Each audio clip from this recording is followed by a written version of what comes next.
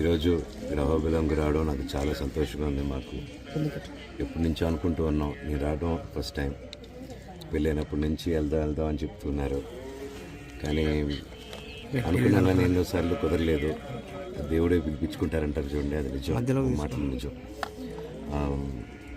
ఈరోజు ఆలగడ్డకి నిన్న మా అత్తగారు జయంతికి పాపని మొట్టమొదటిసారి తీసుకొచ్చాం. అండ్ అది కూడా అత్తగారి జయంతికి తీసుకొద్దాం అని ఇప్పుడు ఎంతో కాలంగా వెయిట్ చూస్తున్నాం. షూటింగ్లు జరుగుతూనండి, ఆవిడ పనుల మీద ఉన్నారు, పిల్లలు. సో ఫైనల్గా నేను బ్రేక్ తీసుకొని నా ప్రొడక్షన్ కూడా నాకు ఆఫ్ ఇవ్వడం, థ్యాంక్ యూ. అండ్ ఈరోజు ఇక్కడ రావడం చాలా మనశ్శాంతిగా ఉంది. ఎంతో మనసు భారంతో వచ్చాను, ఇక్కడికి వచ్చాము.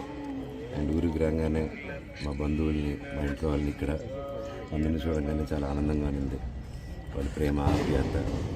అండ్ అలాగే ఒకరోజు ఉండి గుళ్ళన్నీ తిరిగి వెళ్దాం, ఇక్కడ అవబిలానికి వచ్చి వెళ్దాం అని నేను రాత్రి రావడం జరిగింది. వచ్చి తిరిగి వెళ్ళాము, కొంచెం చీకటి పడింది వచ్చేసరికి. లేదు, తెల్లారుజాను మళ్ళీ వద్దామని ఈరోజు మేము పొద్దున్నే బయలుదేరాల్సింది ఉండి మళ్ళీ గుడి దగ్గరికి వచ్చి ఇక్కడ టైం స్పెండ్ చేసి కొంచెం దేవుడి దర్శనం, ఇక్కడ కొంచెం టైం స్పెండ్ చేస్తేనే మనసు చాలా ఆనందంగా ఉంది. ప్రతి ఒక్కరూ ఎవరికి మనసు కష్టంగా ఉన్నా, ఇల్లు భారంగా ఉన్నా ఇక్కడికి రండి. చాలా విశేషమైన గుడి, ఇక్కడ వచ్చి ప్రార్థించుకుని అంత మంచి జరుగుతుంది. ఆ నరసింహస్వామి ఎప్పుడూ తోడుగా ఉండాలని, మాకు, మా కుటుంబానికి, మీకు, మీ కుటుంబానికి తోడు ఉండాలని కోరుకుంటున్నాను.